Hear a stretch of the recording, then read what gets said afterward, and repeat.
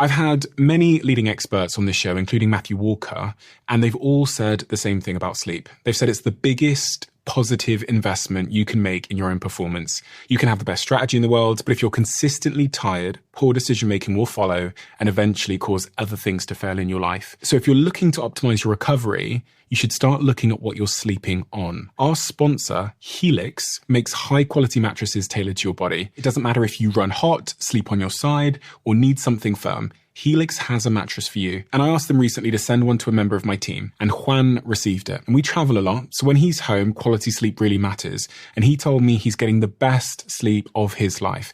And the data backs it up, with 82% of people in a Helix study saying they saw an increase in their deep sleep. And with a 120-night trial, you've got 4 months to prove it to yourself. You can get 27% off at helixsleep.com/diary. That's helixsleep.com/diary. The single greatest lesson I ever learned in my career that profoundly changed the course of my life was multiple-time best-selling author, third most watched TED Talk of all time, The Return of Simon Sinek. Thank you very much. The last 30, 40 years, we've doubled down on how do I find love? How do I find happiness? We've doubled down on selfishness. But now, in a complicated, messy world, we haven't been practicing and developing the skills of taking care of each other. And that's what we need now more than ever. Do you ever give up on someone? I have a fear, and I've never expressed this openly. Gen Z are the least resilient generation. They're really good at presenting a confidence that they don't have. This young generation seems less capable to deal with stress than previous generations. That is true. Going from relationship to relationship to relationship, from job to job to job. There's no stigma to quitting. Flash forward 5 years, and what's going to happen is an employer is going to look at them and be like, I can't take the risk. Everything we're talking about today comes right back to those human skills that we are lacking. How to listen, how to give and receive feedback, how to have a difficult conversation. And the thing we have to deal with more than anything is fear. Fear that is the underlying thing why we don't have honest conversations. Let me give you some honesty then. What is the greatest fear you have about how you're currently living your life? I was very insecure about admitting that I was crying, as we were talking about it. That was hard. Without further ado, I'm Stephen Bartlett, and this is The Diary of a CEO. I hope nobody's listening, but if you are, then please keep this to yourself.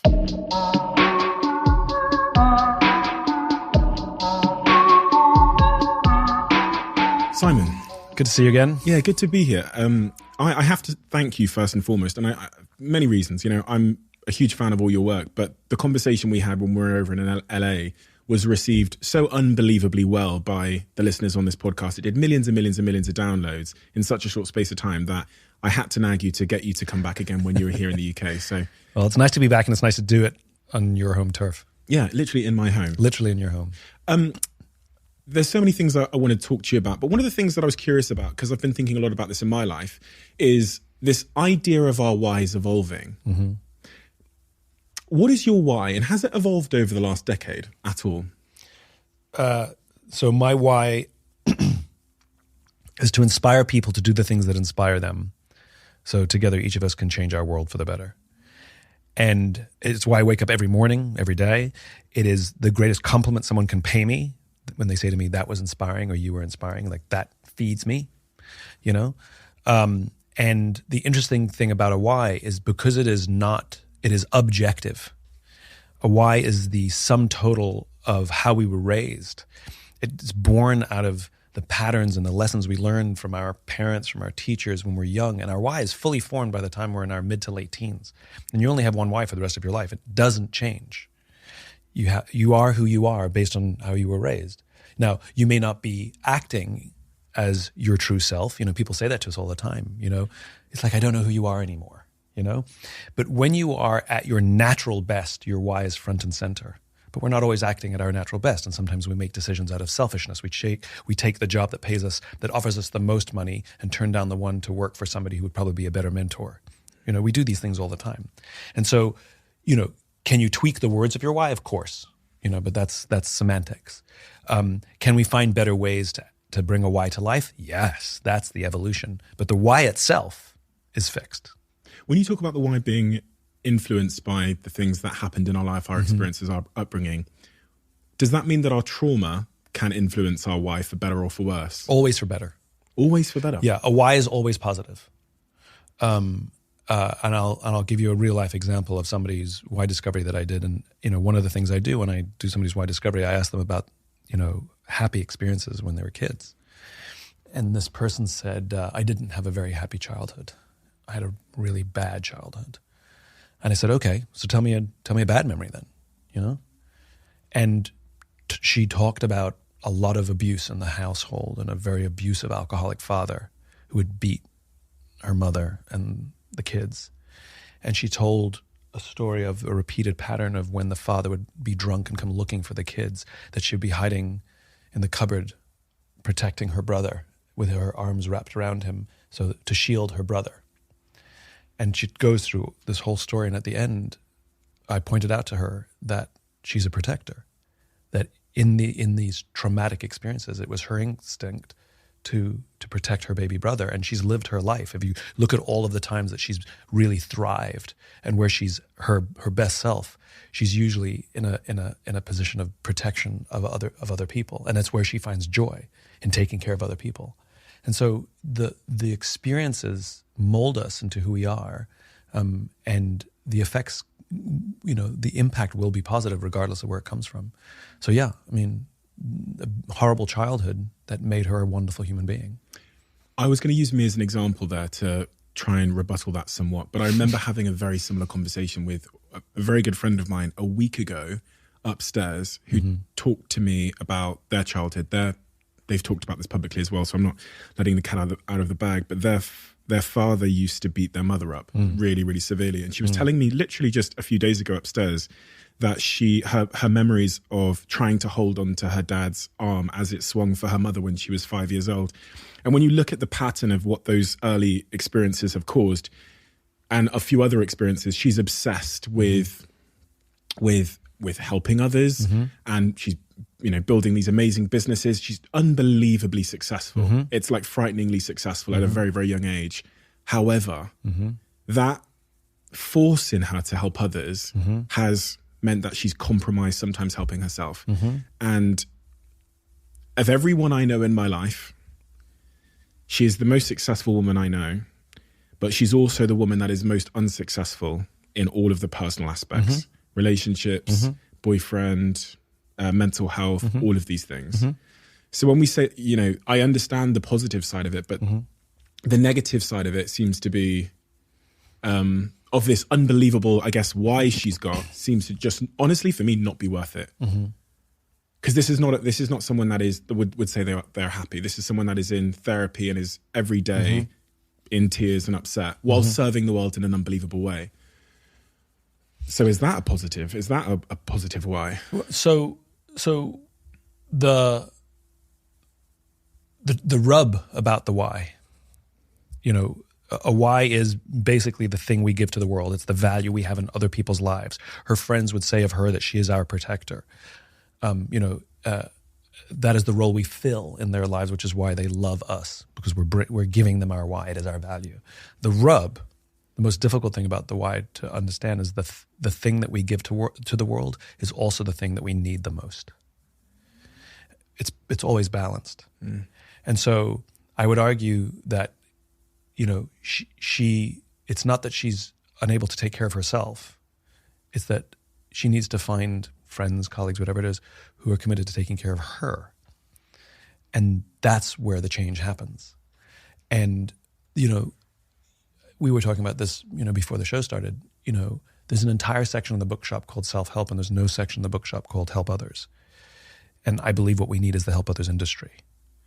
I'll tell you something that happened to me. A friend of mine was going through a really rough patch in her life. Her marriage was struggling. Her career was struggling. She was unhappy. Like, just none of the boxes were getting checked, And she knows what I do. I mean, we've been friends for forever. And she asked a favor. Can you help me? Of course, I said. And every week we had a standing 90-minute meeting where she'd come over and she would tell me what's going on. And I would give her some advice and I'd point out some patterns. And she'd feel fantastic. She would leave on a high and she'd feel amazing for like 2 days. And then it would go right back again. And she'd come back the following week. And this went on for months, 2 days, 3 days, and then back down again, right? And then it occurred to me, I remembered my own work. In Leaders Eat Last, I talk about Alcoholics Anonymous, where they have 12 steps to help an alcoholic beat this disease. And Alcoholics Anonymous knows that if you master 11 of the 12 steps, you're going to probably slide back and succumb to the disease. But if you can master the 12th step as well, you will more likely beat the disease. The 12th step is to help another alcoholic. It's service. And so I remembered my own work, and I decided to change things up, right? And so I said to her, look, I love that you come and see me every week, and I love helping you every week. But I struggle with things too, and I don't have anybody to talk to. Would you be willing to help me? Maybe we can split the time. And she said, of course, yes. And what started to happen is every week we got together, and it was genuine. I wasn't faking it. Like, I would unload and tell her what I was going through and what I was struggling with. And it ended up that we wouldn't split the time. It ended up that we'd spend 90 minutes talking about my stuff, right? And she was the advice giver, and she was the one looking for the patterns. And she would leave on a high, and that high would stay until the following week. It was only when we reversed the scenario where that she had the opportunity to take care of someone she loved, that she was able to find the solutions to her own challenges. And I'm a great believer that we have to remember we're social animals. We need each other. And this is the great paradox of being human. At every moment of every day, we are both individuals and members of groups. And there's a debate. Do you take care of yourself first, or do you take care of others first? And there's a whole school of thought that says you have to take care of yourself first, because if you're not healthy, you can't take care of others. And there's a whole school of thought that says, no, you have to take care of others first, so that when you're in need, they'll be there for you. And the answer is you're both right and you're both wrong. It's a paradox. It's a struggle. And every day we're faced with sometimes big, but often small choices. Do I prioritize myself at the sacrifice of the group, or do I prioritize the group at the sacrifice of myself? And, folks like Maslow, like Maslow's hierarchy of needs. Maslow made a huge mistake in that hierarchy, which is his baseline, our basic need is food and shelter, right? I've never heard of anyone dying by suicide because they were hungry. I've heard of people dying by suicide because they were lonely, right? And yet social relationships in Maslow's hierarchy is number 3. But that doesn't sound right. It seems like there's something more important to human beings than just food and shelter. And then the top of the peak is self-actualization, which sounds the most selfish thing in the world. Like, I am so self-actualized that I would literally sit on top of a pyramid and look down at all of you unactualized people, because that's my goal, to be self-actualized. He's half right. The mistake that Maslow made, he only thought of us as individuals. And as individuals, yes, I need food and shelter first. But as a member of a group, I need friends and I need love. And self-actualization is not the thing I'm actually in pursuit of as a member of a group. It's shared actualization that I'm looking for. And unfortunately, for various reasons, which we don't have to go down that rabbit hole, the past 30, 40 years, especially in the West, we have doubled down on individualism. We have doubled down on my own career. We've doubled down at how do I find love? How do I find happiness? We've doubled down on selfishness. And it worked for a while. It worked when the economy was really good. Like in the 80s and 90s and 2000s, it's awesome. Selfishness was great because it worked. But now in a complicated, messy world where the economy isn't great and everything's not roses, all that self-interest is now not working. Except we haven't been practicing and developing the skills of taking care of each other. And that's what we need now more than ever. And so I don't know your friend, and so I can't make any conclusions. But we are animals in balance, right? And nature abhors a vacuum. And so whenever I hear about these things, my question is always about the balance. So for example, every single good thing that happens in our lives, everything comes at a cost. There's nothing for free. Somebody with an incredible career has no relationship with their kids, right? Everything comes at a cost. But at the same time, everything we struggle with has opportunity and lesson that goes with it. It's always balanced, right? And so whenever anybody tells me this great thing, I'm always like, yeah, but at what cost? And was the cost worth it? Sometimes the answer is yes, and sometimes the answer is no. And when something horrible happens in someone's life or something goes sideways, I always ask, but what did you learn? My career, and yours is the same. The whole golden circle and the concept of why came out of me losing my passion and hating work. I went through depression. I never want to go through that again, but I'm really glad it happened because look at what it's given me an entirely new life view. And I think of strengths and weaknesses the same way. You know, I think it's hilarious when people say, what are your strengths and what are your weaknesses? Well, it depends. Life is balanced and it's always contextual.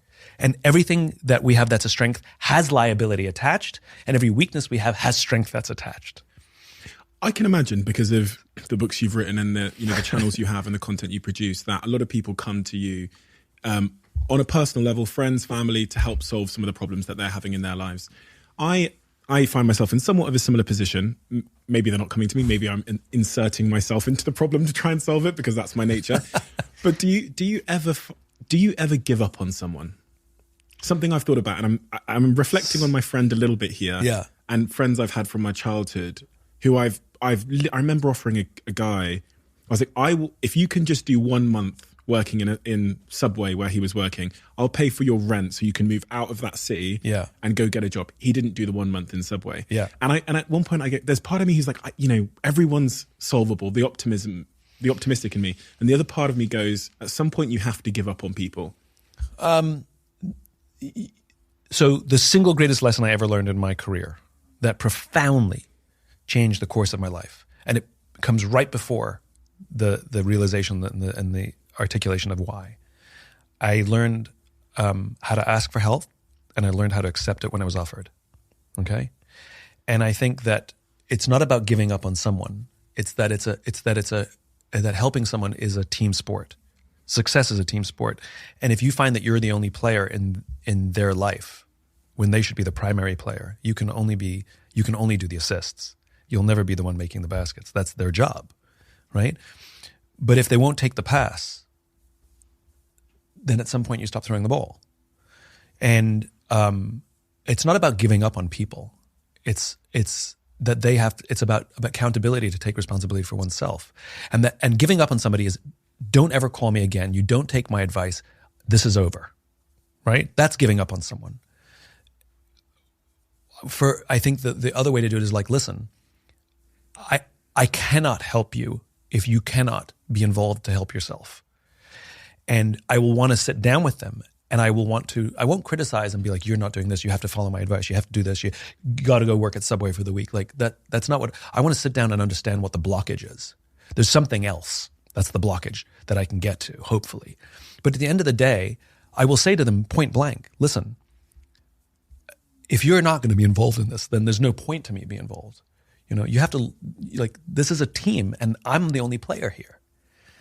And so I will always be here. And when you are ready, maybe it's just bad timing. I don't know what else is going on in your life, and maybe this is not the right time, or maybe I'm a bad fit. But when you are ready, I will still be here no matter what. But you have to call me. There's no more me throwing you the ball. Like, you're going to have to call me. And then they call you. And then sometimes they do, sometimes they don't. Sometimes they do, sometimes they don't. In my case, they call me. And then they say it's time, I'm willing to accept the help. And then the same cycle happens over and over again. And you go 5 years of them calling you. Then they're lying. But they don't think they're lying. They always think this time's going to be different. I'm going to do it on Monday. I mean, like I said, I want to know what else is the blockage. You when there's that kind of repeated pattern, then there's something else. And I think our mistake in those situations is repeating our pattern, which is, okay, I'm going to give you the same advice. I'm going to do the same thing. You're going to do the same thing. I'm going to tell you the same thing. I'm going to give up on you. I'm going to go, like, we're actually repeating a pattern as well. And so, we know this as entrepreneurs, which is, you got to try something completely, completely different. And I think, this goes back to what we were saying a moment ago, which is we are not teaching the skills of how to help others. And one of the biggest skills of learning to help others is learning how to listen. And most of us are really crap at listening, right? We confuse listening with hearing the words that were spoken.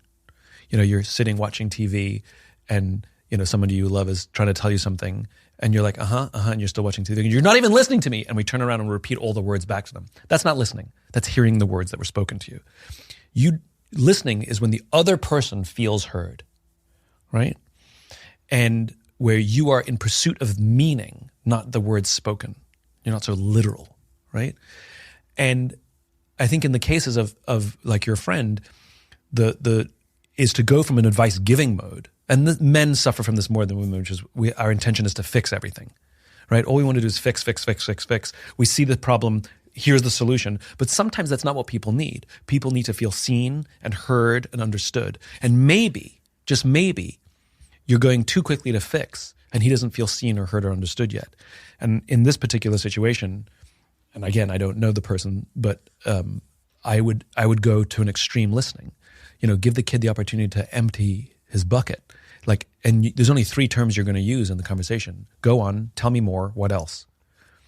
Because it sounds like it's whatever you think the thing is you're fixing, it's probably something entirely different.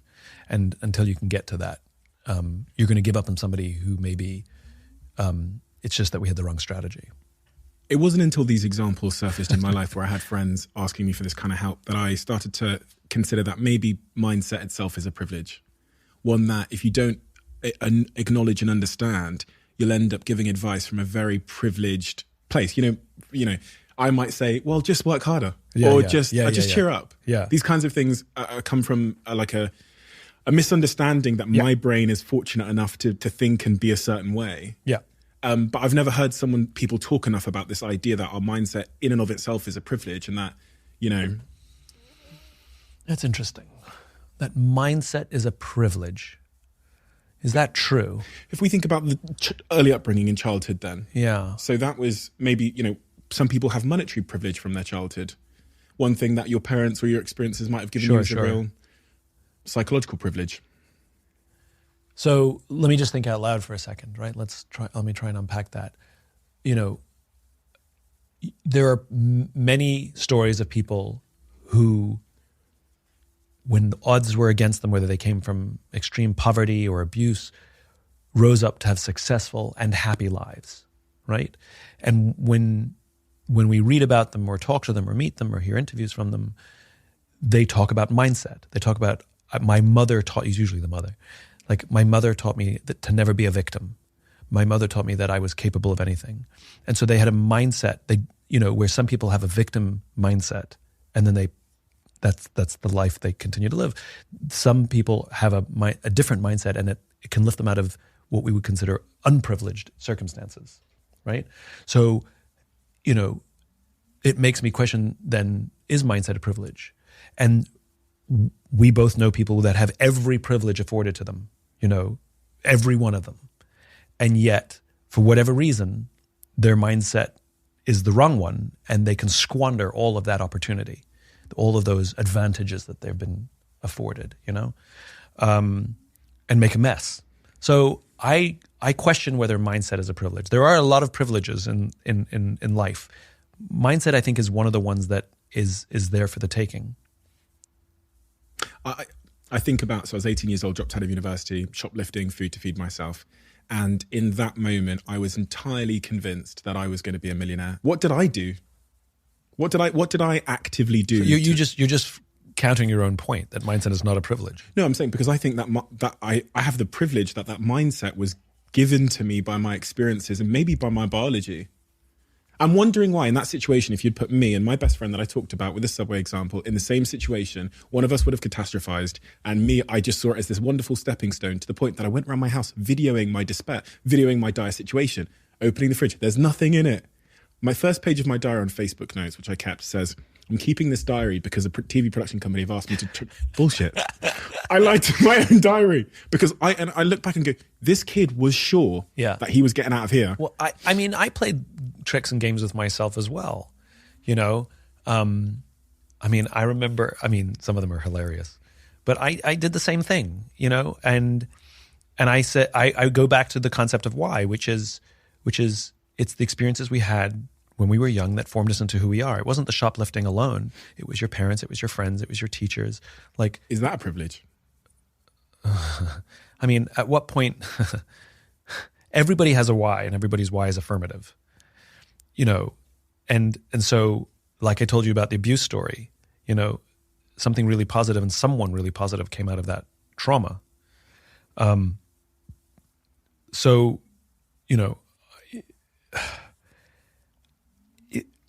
I'm struggling to use the word privilege to mindset, because what you're saying is anyone who's had any kind of luck or turnaround or has privilege, where anyone who hasn't and has failed, it's because of their lack of privilege. Like, there's too many other factors involved in that, in those comparisons, to oversimplify it and call it privilege. I'm sure there are privilege components sometimes involved in that, for sure. But if we're strictly talking about mindset, I think it's I'm not sure. I don't think so. It doesn't, because the control of our minds is the one thing that we own. It's the one thing that is not, like, we can change the way we view ourselves and how we treat others. And I think what's important, and it's a hard conversation, right? I think one of the things that's important is, I think we have to have love in our lives. It's from someone, like, even people who, like, I have a friend who came from a very abusive household. He found his grandmother stabbed to death, and the knife was so deep that she was attached to the bed. Like, that's how bad it was, right? And yet he had a coach who believed in him. And so I think to have someone believe in us, to have one person see a spark in us, helps us recognize that it helps us see the spark in ourselves. I think it takes only one person, whether it's a friend or a coach or a parent, a boss sometimes, who takes a liking to us. And almost all of us can remember one person in our lives where it's a coach or a teacher who took us under their wing and saw something that we didn't see. And every single successful person on the planet has that person. But I think most of us do. Most of us have somebody who saw something in us, and we are who we are in part because of that person. Having someone in our lives kind of links back to something you were talking about earlier about trying to be less individualistic in our approach to our lives and our careers. Lots of your work, and I was on your video subscription library, and lots of your work has that as a through line about connection and people and teams. And in the backdrop of the remote working world we're living in, I guess my first question would be, how do you think that this post-COVID world has been impacted in terms of connection, community, teams, and that unity that should be on the bottom level of our Maslowian hierarchy of needs? Well, I mean, obviously it took a step back, though there are, again, I always think of things in terms of balance, right, and cost. So it's not good or bad, it's both, right? And so let's weigh both. Of course, we have freedom of schedule now that we didn't have. We have freedom to live wherever we want, which we didn't have. We have freedom to pick our kids from school or go to the dentist, where we used to have to ask permission or take time off. We have that freedom now that we didn't have. We have for people who are introverted, they like that they can get their work done in the privacy of their own home. There are many advantages to remote working. The sharing of ideas is much more difficult. Like a brainstorming, like really, really hard to do in a virtual scenario because it's hyper polite, right? You can't interrupt somebody as easily. Like when you have a real brainstorming, it's messy, it's loud, you step on each other's words, you interrupt each other, you have an idea, like, no. And nobody cares. It's the mess, it's the joy of it, right? In an online scenario, you literally can't hear people if everybody's talking at once. And you're constantly apologizing, and so your turn. And you don't have that wonderful energy. And so I think brainstorming's suffered. And then the obvious one, which is for a lot of people, and I think it dramatically affected younger people more. But for all of us, when you're done with work, you go out with your friends for a bite to eat or at the pub, and you bitch about work. And you bitch about your boss. Totally healthy. And you do it with the friends, whether it's a good job or a bad job, it doesn't matter. You have a place separated from work. That's your friends that you go and get it all out, right? Super healthy, and you feel supported and loved and heard and all that good stuff. That went away completely. And so what ended up happening, and again, if you didn't have a family, if you were living alone, all these things just get more and more exaggerated, right? So what ended up happening was, and again, especially young people, but for a lot of other people too, is we started looking to the people. We spent more time with people now at work on Zoom with them all day, and sometimes into the evening. We now started spending more time with these people, and we didn't have somebody to go out with afterwards. And so we started looking to work to be that therapeutic outlet, right? And so what so many people did is, first of all, gossip starts to swirl a lot more because we're now venting and bitching to each other as opposed to our friends, right? So especially if somebody's young or susceptible, like gossips can take off much quicker, which is very dangerous to a culture. But what I've seen is that we find one empathetic person, the good listener on the team, right? And we call them up and we bitch about our job and we bitch about our boss, but then it keeps going. Like, I don't know what I do, what I don't do with my life. You know, I hate my boyfriend, I hate my girlfriend, I don't know if I should break. And all of a sudden you're dumping all of your life's problems on somebody from work who just happens to be a good listener. And what we're doing is we're increasing the stress on that person. So we suffered it in our company, and I've heard it from many other companies, which is those people, those empaths, they're quitting. And if you ask them, why are you quitting? They go, because I'm burnt out. And you're looking at their workload and be like, I don't understand. Like, how are you burnt out? They're burnt out from taking on all of everyone else's stress because they're empathetic. Everybody else's stress becomes their stress, right? That's the problem with this, which is, and it's good that some of, like, as COVID eases up, like going out with our friends and having that safe space to vent away from work is really important. So in a cultural standpoint, it's very hard to control for that. Like, I can't interrupt it. I can't tell them they can't. You know, they don't want to go to their boss to talk about these things. But what is, again, particularly young people, but others as well, but particularly young people, they're recognize that there are boundaries at work. And by dumping on one person that they should take on all your problems, and they listen and they listen and they listen and they listen. And sometimes they give bad advice, but they listen and they listen. We're doing a great disservice to that other person to make ourselves feel better for a few minutes.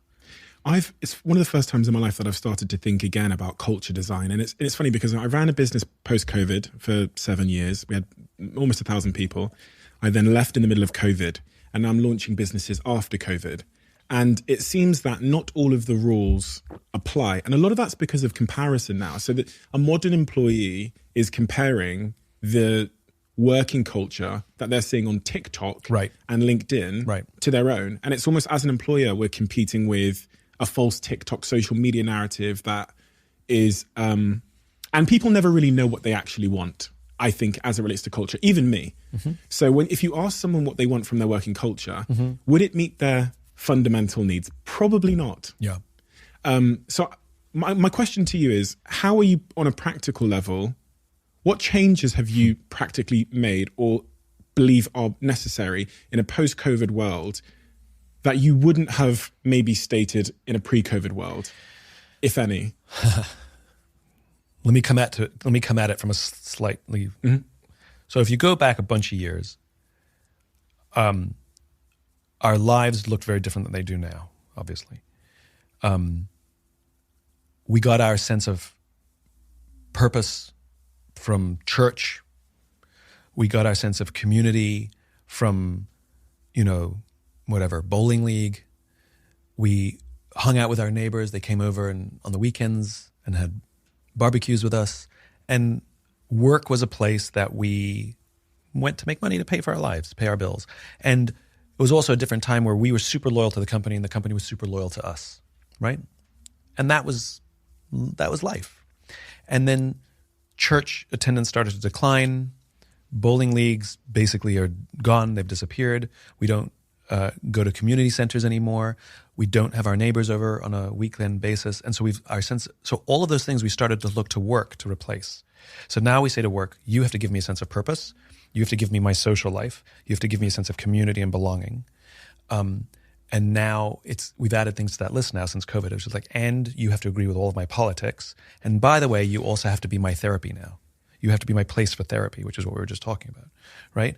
And it is an impossible standard to put on any culture that they can do all those things for you, just like we've put impossible standards on romantic partners that they have to be my intellectual equal. They have to be sexually compatible with me. They have to be emotionally compatible with me. They have to share all of my interests, all of my politics.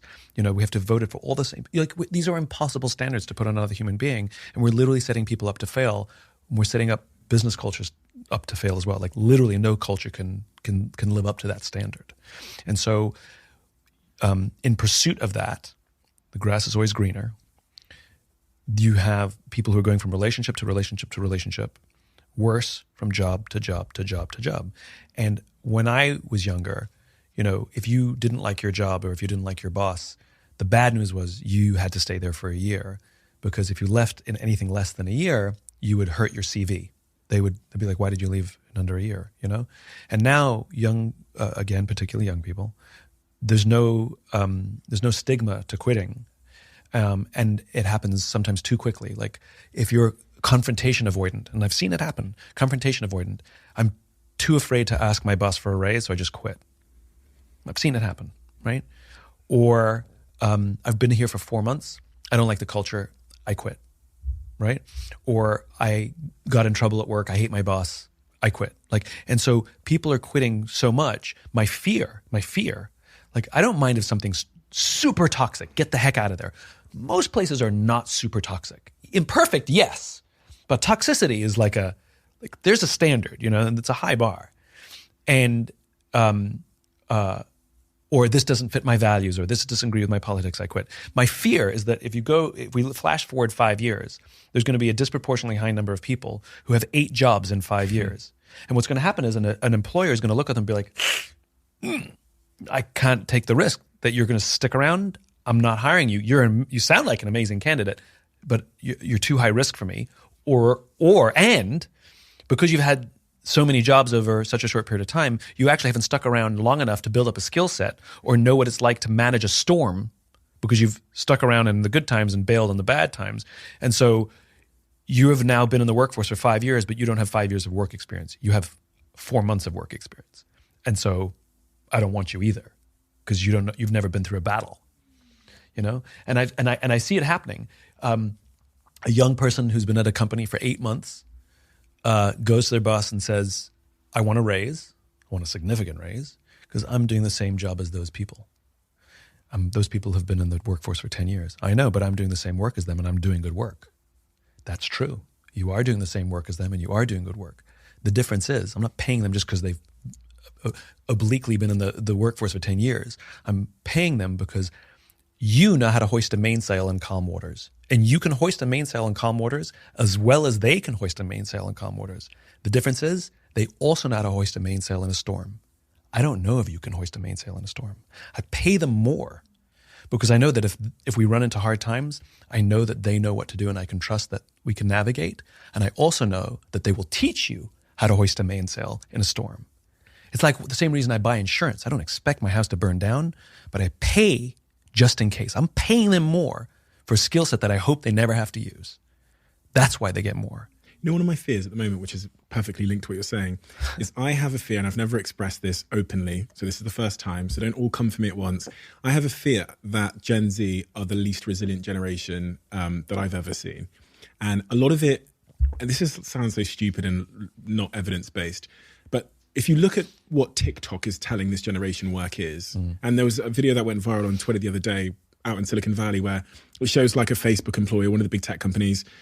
She arrives at work in the morning, she takes a photo of a latte, there's free muffins. She goes over and has the free muffin. It shows her in her TikTok literally doing like 30 seconds of work. Then she's out doing some like pottery making class that work have put on. She comes back to the desk, does another 30 seconds of work. Then she's off to a work social. Mm-hmm. And I reflect on the storms that my father went through at work. Mm-hmm. And I just know so deeply inside of me that there's no way some of these younger Gen Z people could weather such a storm without quitting, doing a long LinkedIn post to criticize their employer, then quitting. And I just fear that Gen Z, when I'm hiring people that are in that generation, I almost need to go to an extra length just to check that they can cope with a high intensity culture where demands might come on a Saturday because the world doesn't stop on Saturdays and Sundays. Mm-hmm. So I wanted to get your take on that. So let's examine both sides, right? Let's think of it. What's the balance and what are the costs, right? It is a generation that already was starting to ask these questions, but COVID forced the rest of us to ask these questions too, which is what is the definition of work, right? Like, what does a full-time job mean? And these are unanswered questions. So I don't have an answer as to what the future of work is because it's right now everything's in flux and things have not landed yet, right? So what is the definition of a full-time job? If I don't come to work, the definition used to be I come in at 8 or 9 and I leave at 5 or 6. That was a full-time job. Now, how much work I did between those hours, it was FaceTime. And we know that because we've all had jobs where we stuck around until 7, so we got FaceTime, so our boss liked us, right? We've all done it, right? But FaceTime is not a thing anymore. And so I have a full-time job and I'm offered another full-time job and I took it. And we see this like employees who have productivity issues, and then they say that they're burnt out. And like, I know how much work you have. You shouldn't be burnt out. Do they have a second job? And why shouldn't they have a second job? Well, we pay them benefits. So what? Like, as long as they're getting their work done, do we care when? People all have side hustles. Even people who've got full-time come to work. Everybody's got some sort of little side hustle. So the definition of what full-time employment is up for debate. And I think young people feel, in particular, that why shouldn't I? It's my time. I can do what I want with it. Or I only work 40 hours because those are my limits. Respect my boundaries, right? The problem is I think all of it is so literal, which is, yes, boundaries are important, but the edges of the boundaries are fuzzy, right? And it's not like I don't work on Saturdays. Well, I agree with you. I don't want you working on weekends. This one weekend, I really need your help to finish this project so we can get it out the door. I don't take meetings after 5 o'clock. I agree with you. I think we should have that life balance. But today, I just need you to work till 6 to get this one project done. And to recognize that, so one of the things they're getting right is that we're married to work and we take our phones on holiday. We take our computers on holiday with us, and that work has ultimate say on our time. I agree. That should go the way of the dodo. But the extreme is not to put these hard lines everywhere and say, I don't do this. As an aside, the irony is, they demand that we respect their boundaries, and yet they seem to step on every other boundary about bringing, emotional professionalism at work and dumping all of my problems onto my colleagues, which is emotionally unprofessional. And it's like, that's a boundary you can't cross.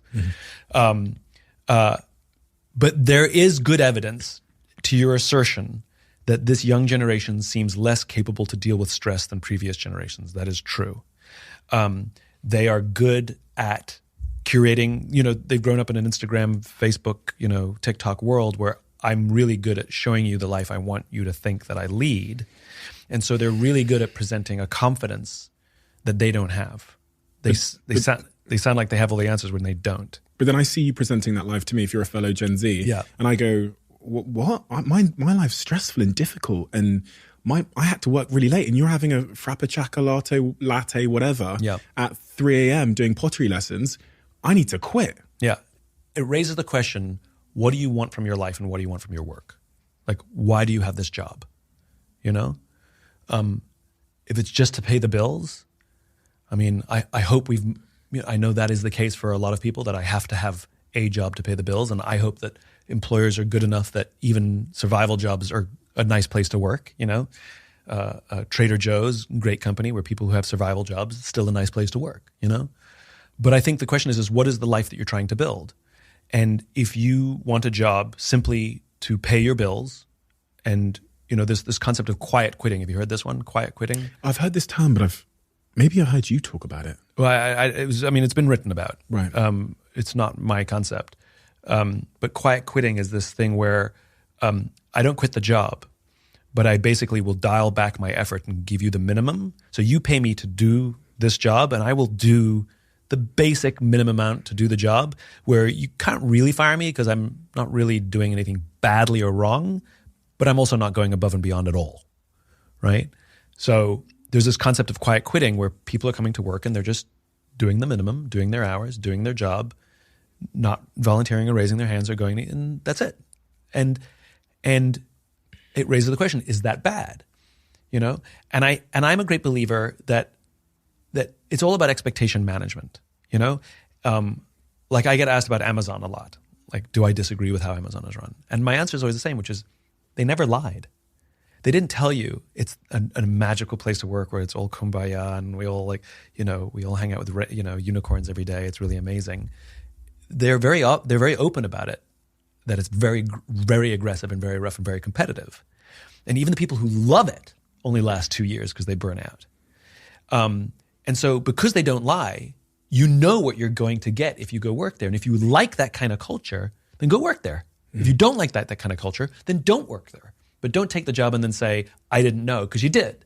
Like Apple, people say, well, Steve Jobs used to drive his people really hard. But you ask the people who loved working there, they will tell you, yes, it was hard and there was a lot of pressure, but I did the best work of my life.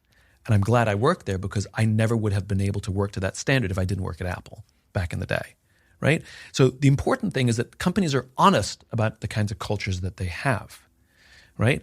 It's the lying. It's the, look how everything's kumbaya. And look, no culture is perfect. Even good ones have problems and even bad ones have advantages, right?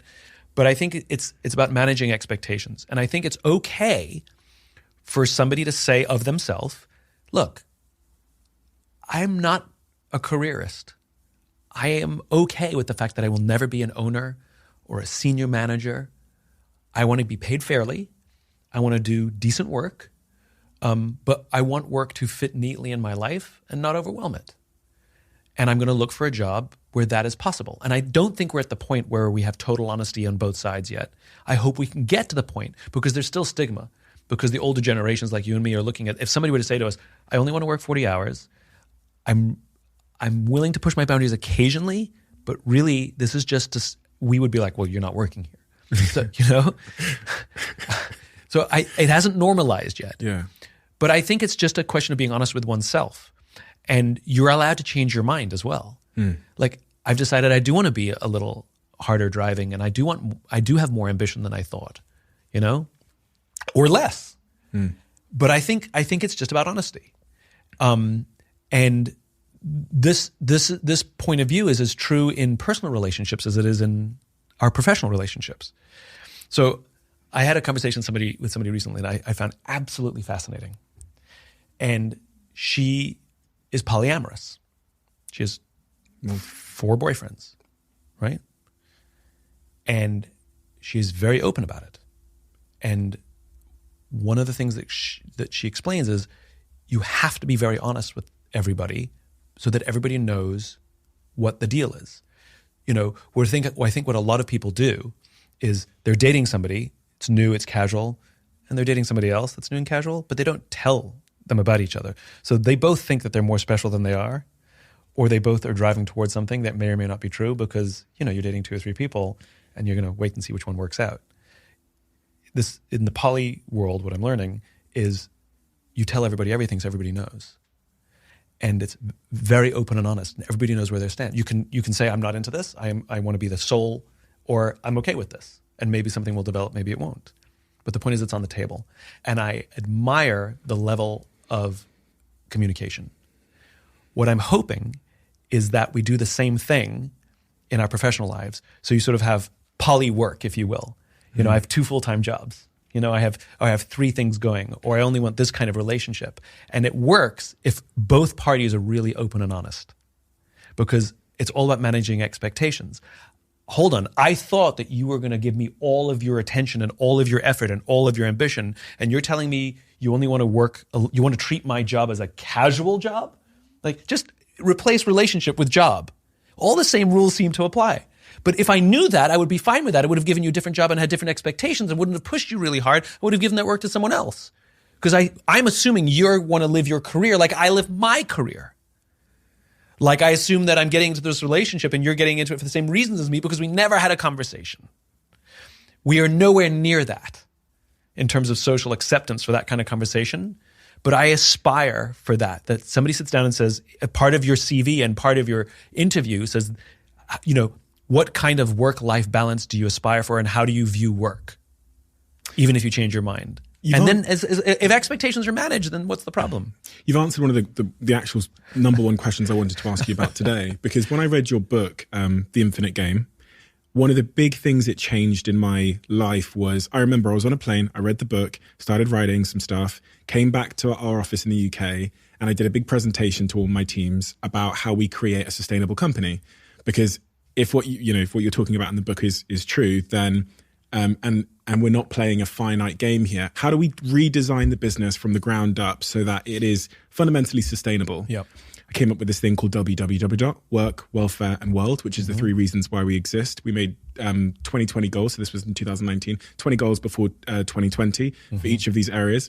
And I'm thinking about it again a lot now, which is like, if I was to design my business in a way where my team members would stay working here forever, how would I go about that? You've just answered it by saying the point about honesty. Yeah. Expectations. So sitting them down and saying, what do you want from your life? Because I've never asked that. Yeah.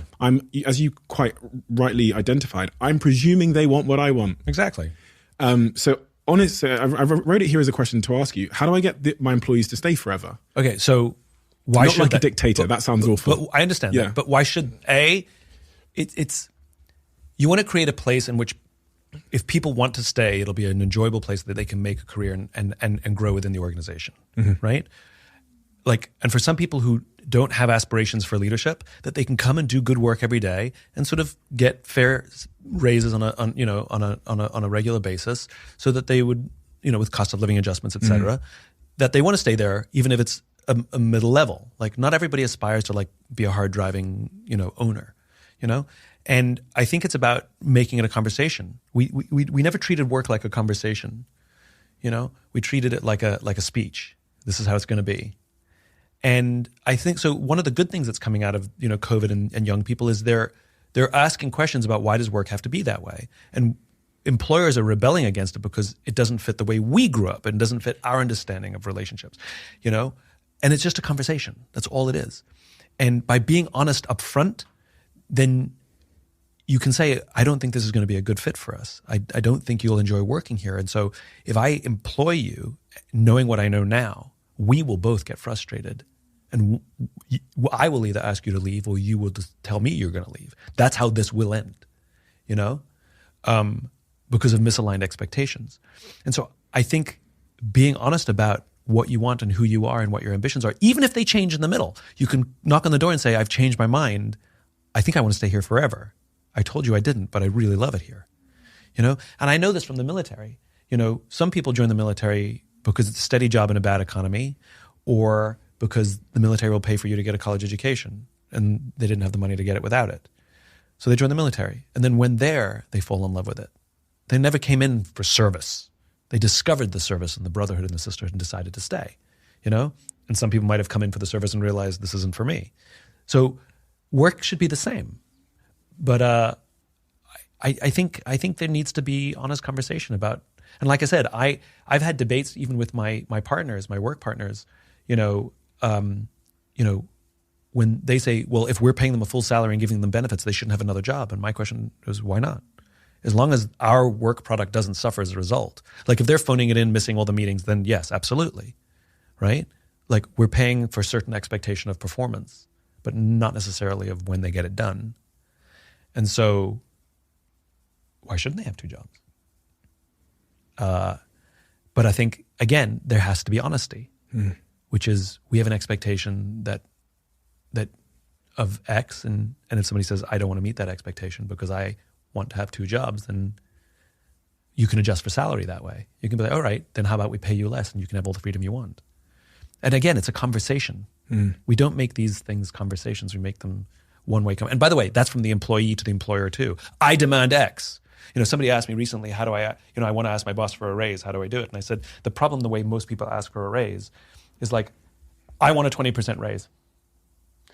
I did my research, and my job, the average salary on my job, is X. My friend gets paid X. my friend gets paid X. I know somebody who I work with. Yeah. I'm doing the same work as them, so I want to be compensated equally, and I want a 20% raise, right? And so they're positioning the question that leaves the employer no choice but to say yes or no, right? And even if it's, I can help you get that, but this is how it's going to be. Like, you're going to have certain targets. It still comes across as a no, right? Because the request was binary, right? And so the advice that I gave to this person was, stop thinking of your job as an event and think of your job as a career. Think of your job as a continuum, and go to your boss in the middle of this continuum. I've worked here for 2.5 years. I've been here through high times and low times. I'm loyal. And my aspiration is to stay here and grow with the organization. can you help me figure out a path that gets me to this salary? It's not a yes or no now. Now it's like, absolutely I can. I can give it to you today. Yeah. No path necessary. Nice. Or, absolutely I can. We're going to set some target goals that I want you to hit. And if you can hit them, then you'll absolutely work to that salary. But again, it's allowing for conversation, and it's allowing somebody to recognize that you view your own career with the organization as a continuum, that I've been here and I want to continue to be here. So can you invest in me? Can you take a bet on me rather than meet my demands? And so I think a lot of these things fail because they're poorly presented. Amen. And this goes once again to, this younger generation who seem to lack the skills for coping with stress, not very good at asking for help, very confrontation avoidant. Like I said, so afraid sometimes to have the question, ask the boss, can I have a raise, that they would rather just quit. And it's often with an email that says, you don't appreciate me, you don't pay me enough. I was like, what? You just had to ask me, I would have given you a raise, And I think part of it is also that, when somebody is anxious about something, they do poorly present. They do make things binary because there's fear or anxiety or stress or fear of rejection. What if my boss says no? Right? Can I handle that? Like all of these things that come into these very sort of binary aggressive things. And I always equate all of these challenges at work to personal relationships. Like you can't go to the person you love in your relationship and say, I demand this. It's just not going to go well, right? But you present a situation, you say, I want us to move through this, and how do we work through this together? And I think that's how these difficult work conversations need to happen. A work relationship is a relationship like any other relationship. There's trust, there's anger, there's care, there's good days and bad days, and all of the same nonsense, messiness in our personal relationships are at work as well. There's slightly different standards of professionalism and emotional professionalism and things like that, but in terms of, it's a relationship like any other relationship, so you have to treat it like a relationship. And in fact, go read relationship books if you want to fix things at work. When I read about our history as sapiens or Homo sapiens or whatever, it appears that we weren't with one partner. Mm-hmm. We were with multiple partners. Mm-hmm. We now live in this society where we're in ours, told to be with one partner. Mm-hmm. Is that natural? Is it human? Does it work? The stats seem to suggest it's not really working so well. I mean, if I bought a TV and 50%, and they said, oh, by the way, there's a 50% of these are going to break, I wouldn't buy the TV. Right. I'd maybe, rent one. Right. That's funny. Esther Perel, who's wonderful if you don't know her work, she talks about the changing definition of monogamy. Monogamous used to mean I'm in one relationship for my whole life. Now monogamy means I'm in one relationship at a time, right? So even that definition has changed, where monogamy and people who consider themselves strictly monogamous have 15 monogamous relationships, right? Over the course of 10, how many close? I've had 6 close, relationships. They were all monogamous, right? So these definitions are evolving anyway, right? That's number one. Number two, I like that we are having conversations about the health of relationships like we're having conversation about the health of work. And these things have always existed. The difference is now the stigma of talking about them seems to have dissipated. At least in the United States where I live, it's amazing how many people are talking about open marriages, open relationships, polyamorous relationships, consensual non-monogamy. I don't even know what all the differences of all these words are, if I'm honest. There's so many words that seem to mean similar things. I don't understand the nuances. But the point is it's amazing to me how many people are raising the question of what is a healthy relationship. And I think one of the things that boils down for me is, it goes right back to what we're talking about, which is it's based on both parties and they both get a say. And so if you say, I want to live this kind of lifestyle, and you're upfront about it, and somebody says, I'm cool with that, then great. But if you lie and say, I want to be strictly monogamous, but you don't really, because you like the person a lot, and you think that if you tell them that you want a different kind of relationship, you're going to lose them. The conversations we have are largely born out of fear. If I tell her what I really want, she won't like me, and then I won't get another date. That's true. That is a possibility. But if I tell her exactly who I am and what I want, and she likes me for who I am, then isn't that better? And I think it's the same thing that we're just talking about work. So I don't think it's right for us to say we should be strictly anything, because some people want one kind of relationship. Let's rephrase that. Both people in that relationship want that kind of relationship, and both people in the other kind of relationship both want that kind of relationship. Then we just have to respect that we have different points of view about what brings happiness. As long as you're happy and it's consensual, I think we're done. And usually the problems arise when somebody has most of these problems are born out of fear of loss, right? Insecurity in a relationship, jealousy, for example. This is the other thing. That friend I was telling you about who's super open and honest about her life. I was talking to her the other day and she says, I'm jealous. She says, I'm having jealousy. And I'm trying to figure out where it's coming from. And what I found so fascinating about it is she treated jealousy as a feeling, like happy, sad, angry, where in most monogamous traditional relationships, jealousy is usually an accusation, right? I saw you look at the barista that way, right? And jealousy is born usually out of fear. And hyperprotective, possessive is born out of fear of loss, right? And what I found so fascinating was she didn't blame her partner for her feeling of jealousy. She wanted to understand where her feeling of jealousy was coming from. It was a feeling, right? And not an accusation. And so I think the same is all of this, whether we're talking about work or personal relationships, everything we're talking about today comes right back to those human skills that we are lacking. And I hate the term soft skills.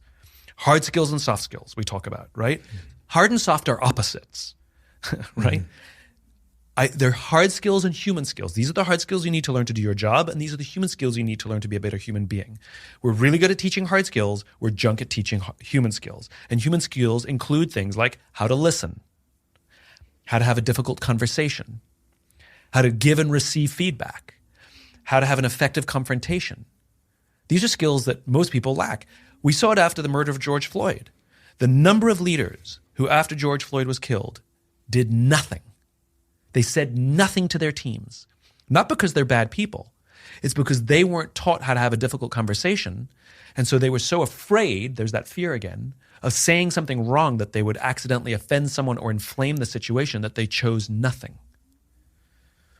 And I think the same goes in our relationships. We make too many decisions out of fear, right? Now, as entrepreneurs, we understand risk, right? We understand risk, right? And that big reward comes with big risk. Small reward comes with small risk. No risk, you're leaving it up to somebody else. And to get over the fact that if I tell somebody who I really am, that they may not like me, well, don't you want to find that out sooner rather than later? Because they're gonna find out. The truth is always revealed. Sometimes quickly, sometimes slowly. The truth is always revealed eventually. But think about the magic of being able to say the kind of job you want to have and the kind of life you want to live and the kind of relationship you want to have at the risk that they may not hire you or they may not go on a second or third date with you. But think about the opportunity if you do take that risk. I'm thinking about all the people listening to this right now who are in a relationship. They've been there for 15 years. It's become loveless. Maybe they're not having sex anymore. Yeah. And they're driving on the motorway now listening to us speak and they're thinking, I really want to have sex with someone else. And if I go home and tell Jane or John, or whoever it is, I don't want to be gender specific, that I just want to have sex with someone else and I also want to keep them around, they're going to leave. So I can't be honest, Correct. Simon. Right. So once again, it goes like asking for a raise, right? If you make it binary, you're backing someone into a corner. I realize our marriage is loveless, so I want to start seeing other people. And you can too. Yeah. And what you're doing is you're forcing someone into a binary yes or no, which is unfair to somebody. And you're setting yourself up for probably failure, right? As opposed to saying, I love you. You're my life partner. You're my best friend. I never, ever want to lose you. At the same time, our relationship is loveless, and I'm struggling because I crave love and I crave that kind of affection, and we don't have it. And so I'm struggling and don't know what to do. And I want to know how you feel, and I want to know if we can work on this together. So you're making it, it's just like the raise. It's like, let's make this. Now, if you hate the marriage, then get out of the marriage. You know, like if you've tried the counseling and it's broken, then that's a different conversation. But if there is the desire to stay in the loving relationship in some way, shape, or form, but you're looking to fill a place that's missing, then that's a conversation. But it is not a demand or a request. It's a honey, I need to have an uncomfortable, difficult conversation. And we may not get it resolved today, but I want us to promise to stick through each other, stick through this with each other so we can figure it out together. It might take us a day, it might take us a week, it might take us 6 months, but I'm going to be here throughout and want to go through this with you because I am struggling in this relationship. Somebody else has the right to know that their partner is struggling in the relationship. And odds are if only one person is struggling, there's no scenario where only one person is struggling.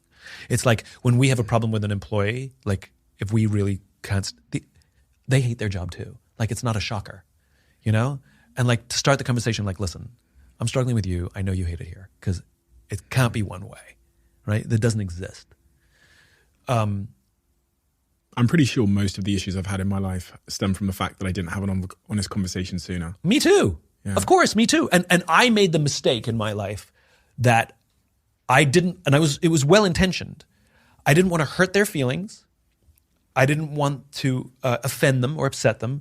And so I dealt with the difficult thing in my head and tried to come up with the solution that I thought best looked after my needs and your needs because but if I told you this, I would burden you with the stress of having to figure this out. So I'll figure it out and then I'll make the decision that I think is best for us. It failed every time.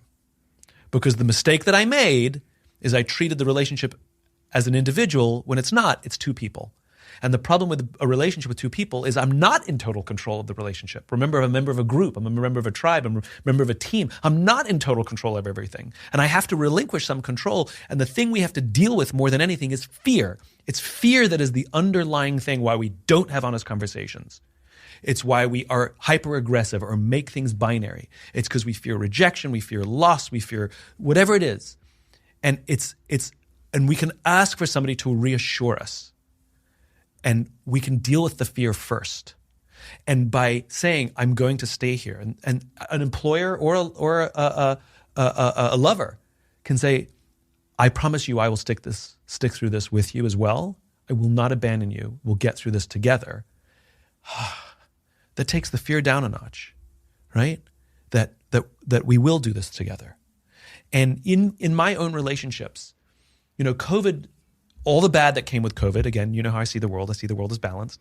There's good and bad in everything, right? All of the struggle and bad that happened in COVID, there was tremendous good also. And in my own life, I had the opportunity, like many of us, to stop, get off the hamster wheel, and then look backwards and saying, do I want to get back on the hamster wheel? You know? Or look at all my relationships. Like, why weren't they working? Like, where's my accountability in this? You know? What was I doing wrong? And I realized that one of the things I had to do was I had to be a better listener. And so, you know, my girlfriend, you know, and when we first started dating, she's a terrible listener. Terrible, right? I mean, we joke about it. Where I would say, babe, I need to have an uncomfortable conversation with you. There's something I'm struggling with, something you said or did that it's making me uncomfortable. I need to work it through with you. And she would start telling me a problem she had with me, right? And so what I would do is just hold space for that and the conversation would just change entirely, you know? But I had to learn, what I learned about listening is it's holding space.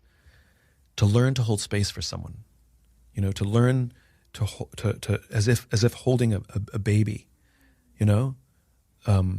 Like to let someone feel safe telling you what they need to say without you trying to fix something or disagree with something or correct something, right? Go on, tell me more, what else? Was the most valuable thing I learned in COVID.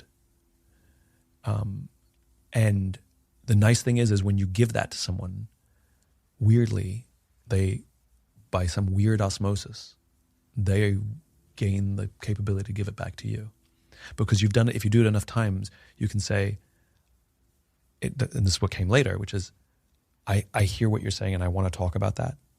But for now, I want to finish the thing that I started talking about. Can we just start with that? And you can say it politely. And they recognize that you've held space for them so many times that they'll offer you that service, and they know how to do it because they've seen it modeled.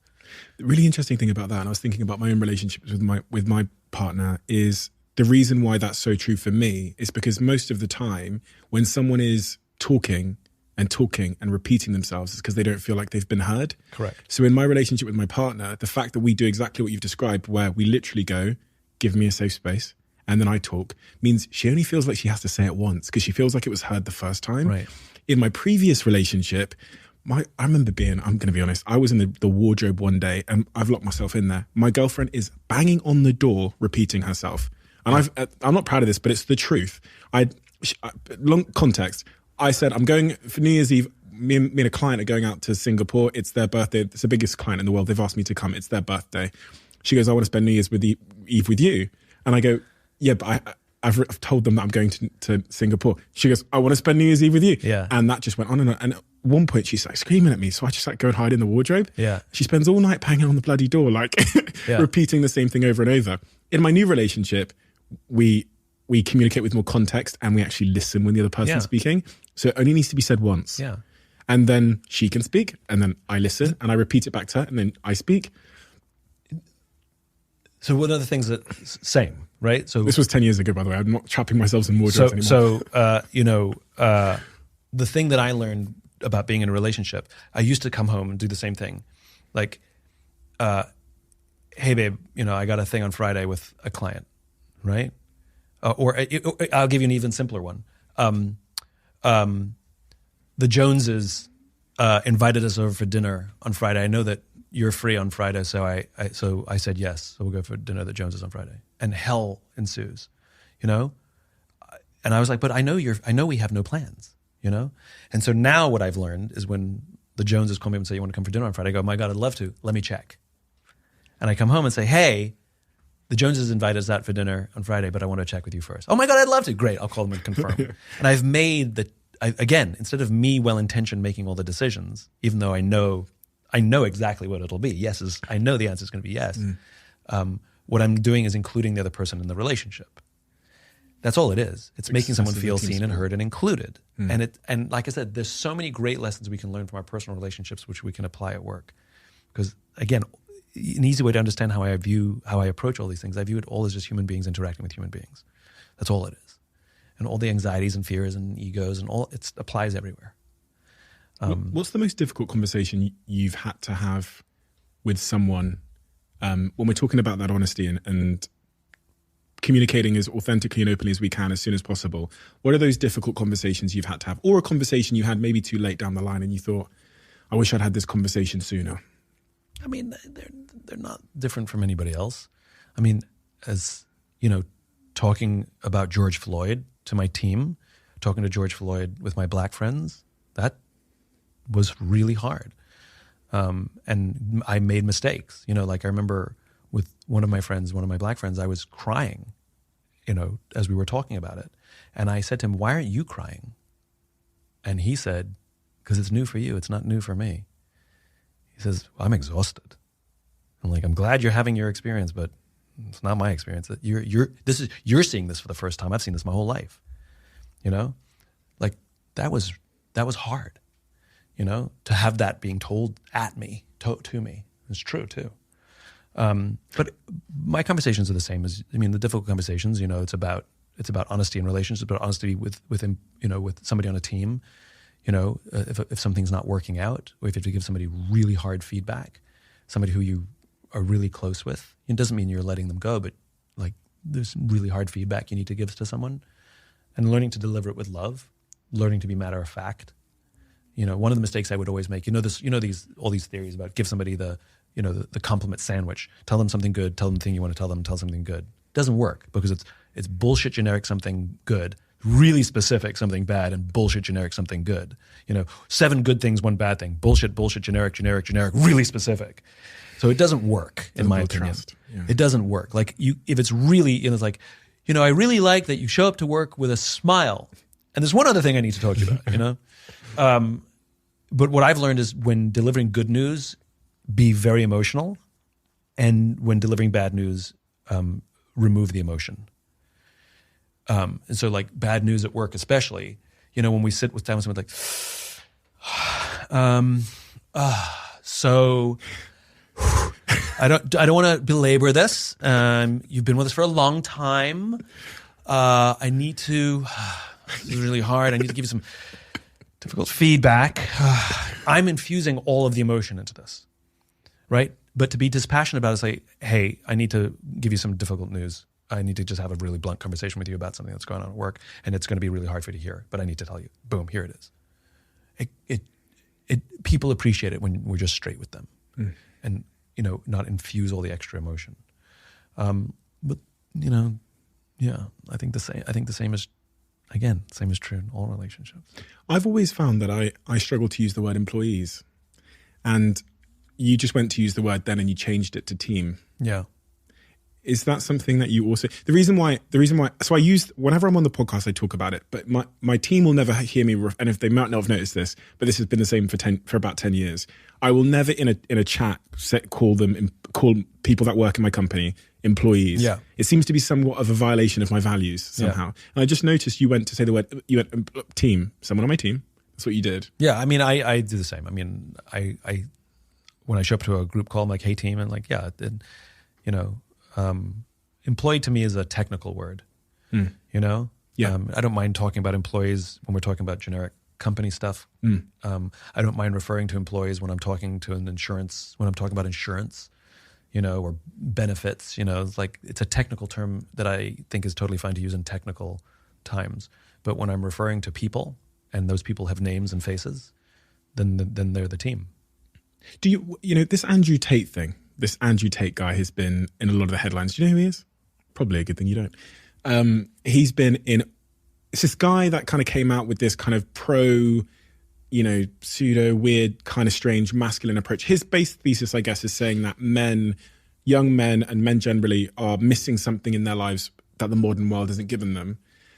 Jordan Peterson has alluded to similar things. Jordan Peterson's been on this podcast a few times.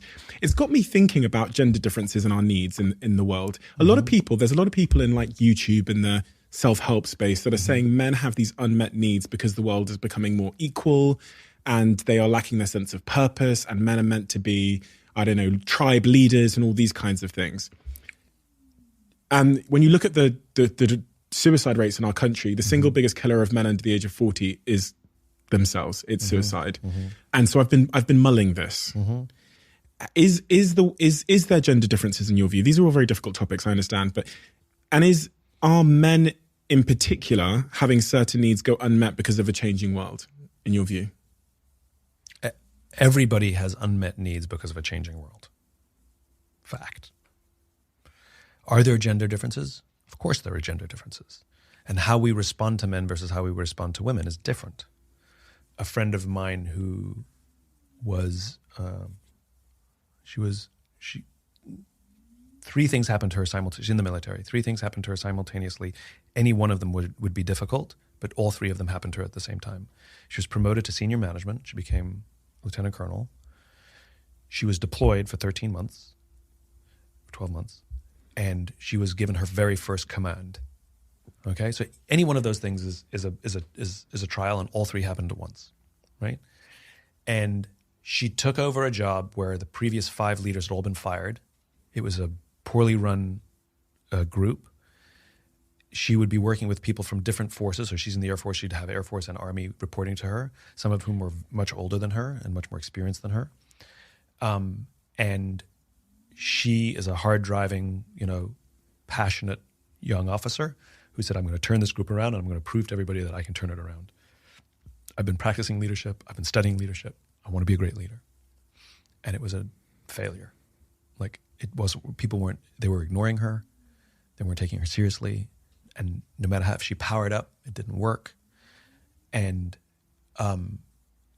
every night she would cry herself to sleep and started regretting being in the military. All she wanted to do was go home. She didn't want to be stuck on deployment anymore. What was something really exciting now became a regret. And she didn't know what to do. She was failing, which was hard for her to deal with alone. I mean, as it was. And so she decided to give up. And she said, I will not turn this group around. So if I'm going to fail at my job, then and I'm stuck here for another 6 months, and so is everybody else, I'm going to change my mandate. Then instead of turning this group around, I'm just going to ensure that the rest of their time here, they really enjoy it. I'm just going to make it more fun for them to come to work every day because they're also away from their families and stuck. And then something strange really started to happen. They started to listen to her, take her seriously. They started to respect her more. And she ended up being very, very high performing at the end, and the group completely turned around. Because on her way in, she made it about herself, and she made it about the metrics, and she made it about the performance. The lesson she learned was, if you make it about the people, then the people will take care of everything else. And I remember I sat down with her a week or two after she got back, and she's telling me this whole story for the first time, after she got back. And she started crying. And when she said to me, she goes, I have never felt a joy so deep as seeing someone discover that they are capable of more than they thought they were. Which is very different than, I'm going to turn this around. So in her telling me this, she said one of the big lessons she learned is there is such thing as female leadership. And she had a conversation with one of the army, one of the soldiers. And why didn't you listen to me? Why was it so difficult? Why did we struggle? And he said point blank, because when a male officer yells at me, right, I take it, I hear it, I move on, right? It's fine. When you yelled at me, I felt like my mother was yelling at me.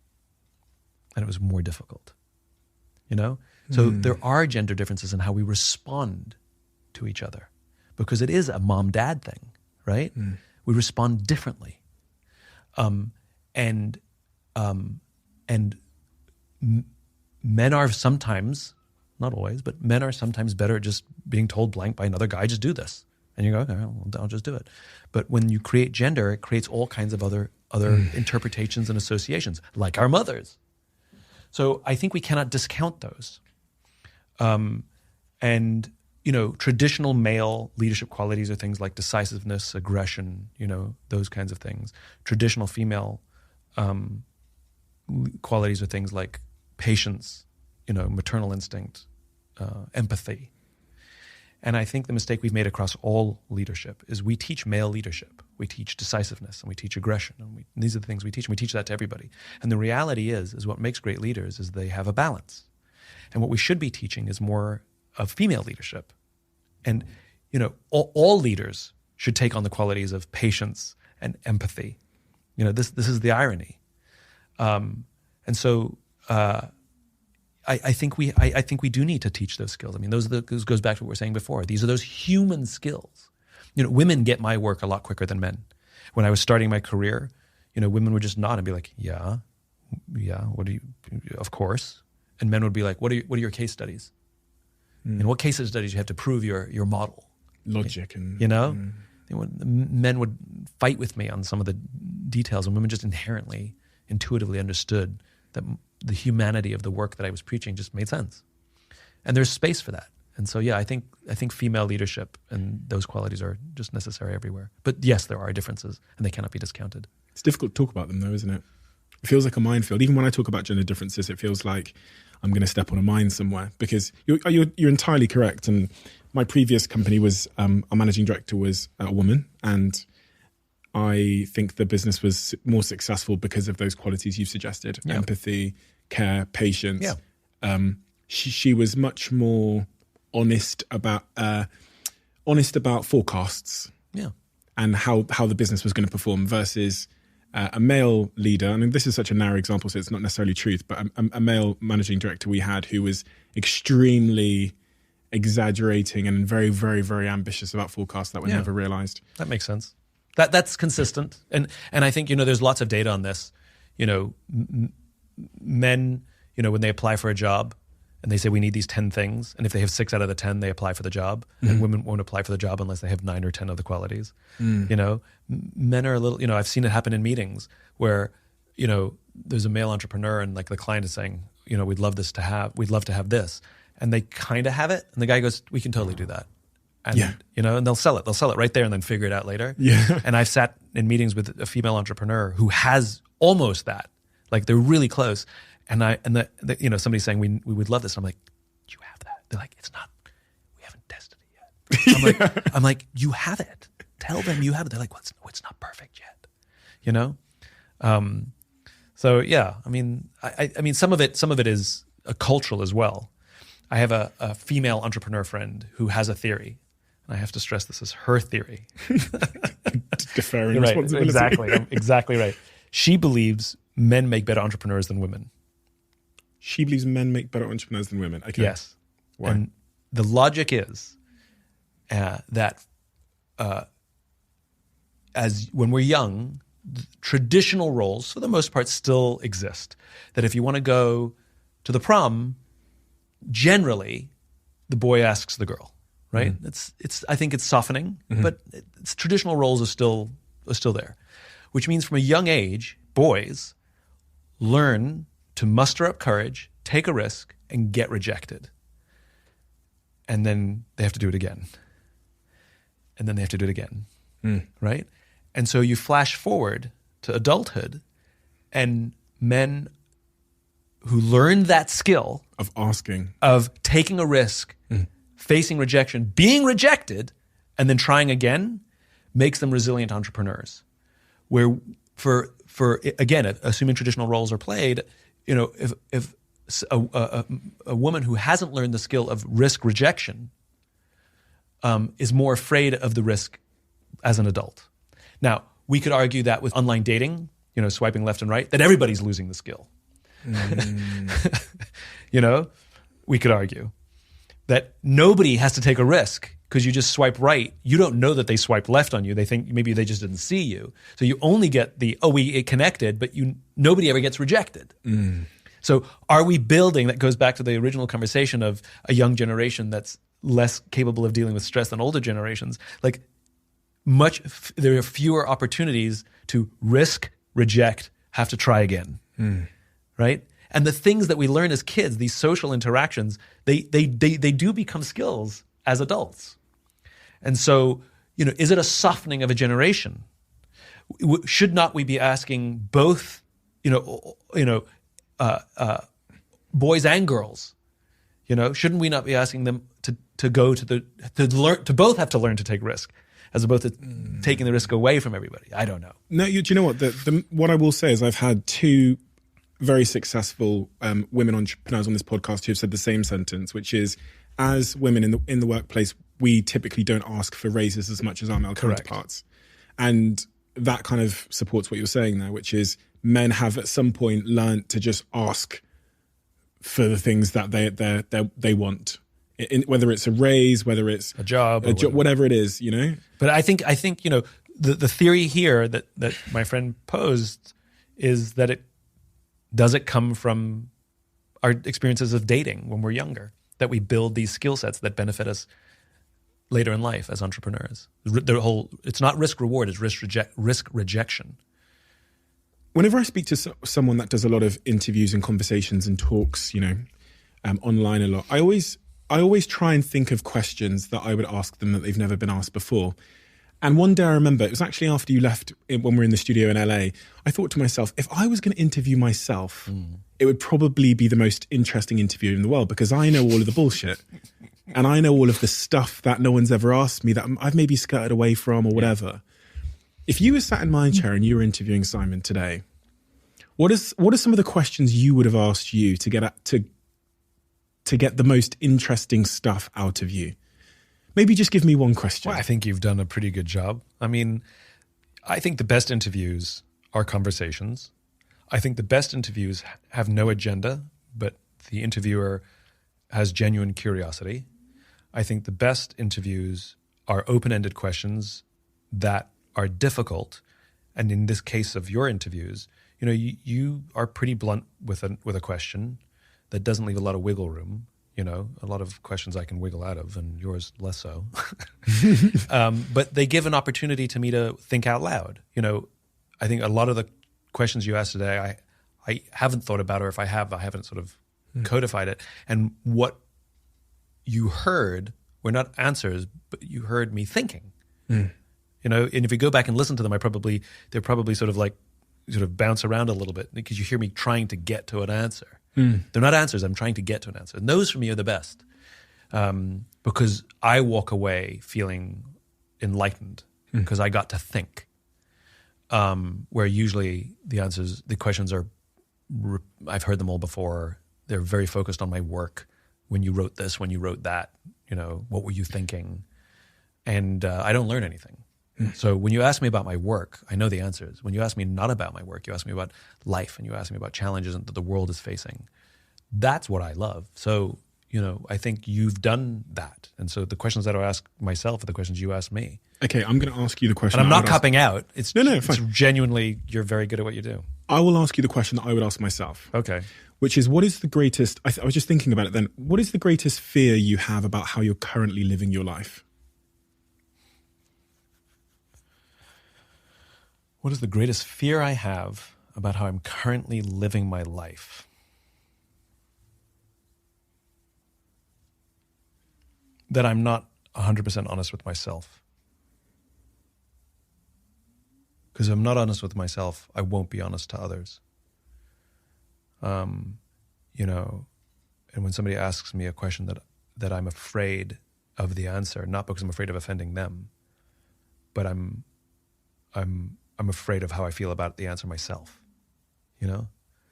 I think that would be it. You know? Have you got a suspicion that you're not being completely honest with yourself? I think that all of us have a capacity to rationalize. It's one of the genius things about being a human being. We can rationalize anything. You know, I can make any decision the right decision, you know? And I can convince somebody of it as well, you know, like this is definitely the right decision. And I think it's that gut, that deep down inside to be truly honest, even if the answer is I don't know, or I'm scared, or I'm uncertain, or I want this and I feel like I shouldn't want it. Do you have a suspicion that you're not being honest with yourself in a certain area of your life? Do I have a suspicion that I'm not being honest with myself? I don't think it's a suspicion. I think it's confirmed. I don't think I suspect it. I like every human being have elements of self-doubt and insecurity, of course, you know, and can convince myself of anything. You have self-doubt in certain areas of your life? Of course. Where? That's none of your business. But that's a good enough answer. Yeah. Those are my that's like not I'm pretty open, but there are things that I want to resolve myself. I want to resolve with myself before I'm able to share them, because if I share them, it has to benefit others. And you have to have done, I guess, work on. I have to do work and I'm happy to share stuff that's in my life if I believe that conversation, even if it's unresolved, has benefit to others. Maybe it does, maybe it doesn't. I find it really interesting is, you know, as I do this podcast, where my line is, what won't I share? And there is things I won't share. Yeah. It feels like maybe I'm bullshitting myself. Maybe it's quite a lot of stuff I don't share, or I twist it to make myself look better. People like to be a hero, you know? Well, I mean, or like, I think we live in a world that we have confused vulnerability with broadcasting our feelings, right? And going on a podcast, or worse, sitting in your bedroom with your phone on self-view and broadcasting your breakup or your anger or whatever it is on TikTok or whatever your medium of choice is, you know, is not vulnerability, even if you're crying. Have that exact same conversation with those exact same words with somebody you love and see how difficult that is. That's vulnerability. And I just, the idea of broadcasting everything, I think it's, you know, putting pictures of me as a baby and my dad holding me and happy Father's Day, Dad, I love you. My dad's not on frickin' Instagram. Why don't I just call my dad and say happy Father's Day, I love you, as opposed to, like, I think it's hilarious that our need to broadcast everything, and we think that's vulnerability, and it's not. It's broadcasting our emotions, which are different. So I think, those conversations that you're struggling to have, and like the ones that I won't share. It's not that I won't share them with anybody. It's that I won't share them with you, because I like you, but you're not my soulmate. You're not the person that I confide in. I will absolutely share those things that I'm struggling with, but I'll share with somebody who can hold space for me with love, not with the desire to make a good podcast. It's almost an old-fashioned perspective. The mistake people will make is to not share them with anyone. And when I say it's none of your business, it doesn't mean it's not none of anyone's business. I absolutely do share those things because it would be unhealthy not to. But I want to share those things in a really safe, magical space with somebody who loves me no matter what and cares for me no matter what and will stand by me no matter what. Interesting. No one has ever responded like that before, which I think is amazing in and of itself, because it's really changed my perspective on a few things. As you know, we have a closing tradition on this podcast where the last guest asks a question for the next guest. Yes. They have no idea who they're asking it for. Correct. I'd love to know how somebody answered my question last time. We could look it up. I'll tell you after. It's a slightly interesting one because it feels like it's something we've discussed in many respects. What's one conversation you haven't had which you know you need to, and why haven't you had it? Are you willing to have it? Yeah, won't share the answer, and yes, I will. Because you'd rather have it with the person. I'd rather have it with the person. To me, to broadcast it now, before I've talked to the person, seems unfair and disingenuous. And I think, it's kind of like when,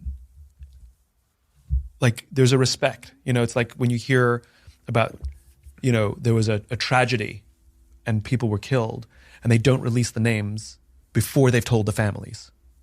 They tell the families first, and they release the names, just out of respect. And I think the same goes for these kinds of conversations, which is I think we owe it to the people in our lives we love and care about to let them be the first to hear the thing that has to be said rather than the second or the last. I think it's just that's how I would want to be treated too. I'd want to be the first to hear it if somebody has something to say to me. It's just respect. So yes, there are things and they will be said. I completely agree. And it really ties in nicely with your earlier point about having a conversation as soon as possible, an honest conversation as soon as possible. But also, I guess the adjacent point to that is having it with them first. Yeah. And making sure they don't find out via the grapevine or a podcast. Can I? Yes, 100%. And I've heard stories of people hearing about things on television, Yeah. And people losing their jobs they found out through somebody else, things like that. Can I just share one funny story about being honest before we close? Honesty always has to be honest, right? Honesty is really easy. Just tell the truth. But honesty doesn't have to happen in the moment. And this is a lesson I've learned, right? So I went to see a friend of mine's play, and it was easily the worst thing I've ever seen in my entire life. I mean, if she wasn't in it, I would have walked out. It was awful. And at the end of the performance, I hung around with the close friends and family in the foyer, and she eventually came out, still in costume, still in makeup. And she knows I'm an honest broker. So after the thanks for coming, the first question was, what did you think? Right? Now, I'm an honest person, but she's all jacked up on adrenaline. She's all jacked up on emotion. Now is not the time. But the problem is I can't lie. We lie all the time to protect other people's feelings. You get given a gift, it's the ugliest sweater you've ever seen in your life. And they go, what do you think? You go, oh my God, I love it, thank you. You don't love it, right? So don't say you love it to protect them, right? But you don't have to be honest in the moment. So what I said was, oh my God, I'm so proud of you. It was so amazing to be here and watch you do your thing. I've never sat in the audience and seen you do your thing before, and it was so much joy to see you on stage. All of that was true. And that was it, done. The next day, when all the adrenaline had come down and there was no more emotion, I called her up and said, can I tell you what I thought of the play? She goes, yeah. And then I told her point by point why it sucked. But we had a rational conversation the next day. And I think we make this mistake all the time in our relationships, which is we think we have to be honest in the moment, but we don't read the room and understand that there's too much emotion involved to have a rational conversation. Somebody's mad at us and this is not the time for rational feedback. You meet emotion with emotion, you meet rational with rational. You can't mix the two. And sometimes we're rational, but they're emotional, which means we have to stand down, right? So what I've learned about honesty is we have to be honest, but we can actually delay. You have to meet rational with rational and emotional with emotional. Let me give you some honesty then. I went on your video subscription library. Absolutely love it. I'm a member now. You'll see my name in the back end.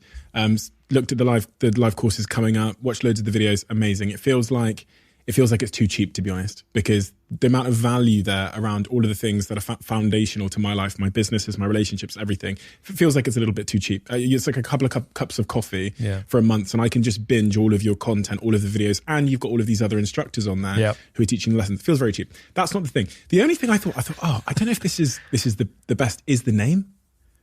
Go on. The word subscription for me is a bad thing. Give me another name. Simon Sinek's University, Simon's Library, any of these things would have made me way more. So I was thinking about the name, and I was thinking video subscription library. Video, it's not really why I'm here. Subscription, it's not a great word. Library is a great word. Yeah. So I was just thinking that. Done. We'll change it. But no, I have no emotional connection to any of these. And the reason why it's a technical thing, and we call it a technical thing. I watched your last episode, and you talked about honesty in it, and I was thinking this is way better than it sounds. Yeah, you've got, and I have to say this because people have to check it out. Basically, you've distilled your books into actionable courses. There's live classes. There's all of your content on there. Yeah, everything you've ever done. It feels like I'm ripping you off by being a member. That's very nice of you. I genuinely think if I hung around there, my life would be better. If I hung around for an hour a day, my life would be better. So basically, we'll change the name, which will make people feel even more value.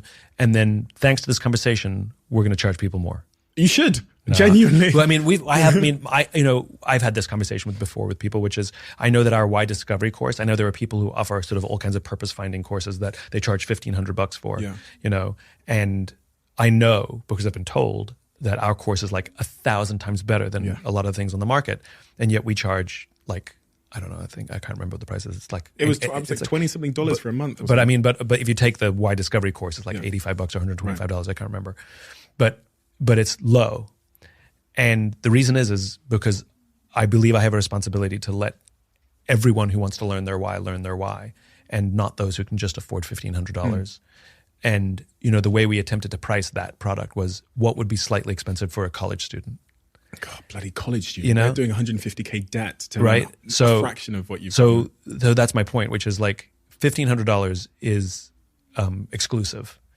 And I would rather try and make it up in volume because I want more people to learn their why. So, is that too low? I mean, it is a trial right now. Just so we just launched it, so it's full of bugs. So I'm sure one of the mental things was like, we should probably ease people into it. It's still a little buggy. I appreciate the feedback, but it is important for me to keep prices relatively low because it's more important to me that people learn the stuff than don't.